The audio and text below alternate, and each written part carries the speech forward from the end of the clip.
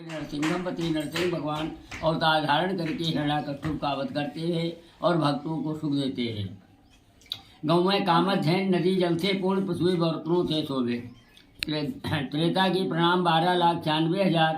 त्रेता में भगवान 3 अवतार धारण करते हुए 52 परशुराम श्री राम एक जन्मम समय पहले भगवान 52 का अवतार धारण करके राजा बलि को चलते हुए फिर परशुराम का अवतार धारण करके उत्तम क्षत्रिय का वध करते हुए और भक्तों को सुख देते हुए रामचंद्रपति रामचंद्र जी राजा दशरथ जी के अवतार धारण करके रावण का वध करते हुए और देवताओं को बंधन से मुक्ति कराया।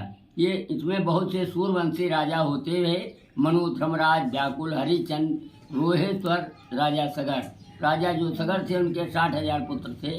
कपिल मुनि के हिसाब से 60,000 भक्त हो गए। तो मुंज से अष्टभुज, अष्टभुज से परिध और परिध से भागीरथ 4 पीढ़ी समाप्त हो गई।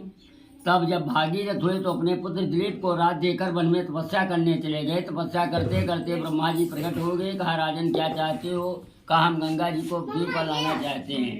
ब्रह्मा जी ने कहा, गंगा जी को तो हम छोड़ देंगे, लेकिन उनका भार कौन संभालेगा? तब उन्होंने शंकर जी की तपस्या की। शंकर जी गंगा जी का भार संभालने के लिए तैयार हो गए। तो ब्रह्मा जी ने कमंडल से गंगा जी को छोड़ दिया। गंगा जी बड़े वेग के साथ चली, उथल पुथल करते ही आकर शंकर जी की जटाओं में उलझ गई। शंकर जी अपनी जटा की लाट छोड़ दी, इससे उनके 60,000 पुरुषों की त्राण होती हुई नाम परा भागीरथ गंगा जी को पृथ्वी पर लाए। उनके पुत्र दिलीप को राज देकर वन में तपस्या किया। रामचंद्र जी कुश अग्निवरण मेघस्वदेश त्रिलोके गमनम। द्वापर की प्रणाम 86,04,000। त्राता अवतार द्वापर में भगवान 2 अवतार धारण करते हुए श्री कृष्ण और बुद्ध। एक था जन्मम समय कृष्ण भगवान अवतार धारण करके कंसादिक राक्षस का वध करते हुए गोपियों को सुख देते हुए 11 वर्ष गोकुल में व्यतीत किया। मथुरा की राज कृष्ण को देते हुए 100 वर्ष पुनः द्वारिका में वास किया।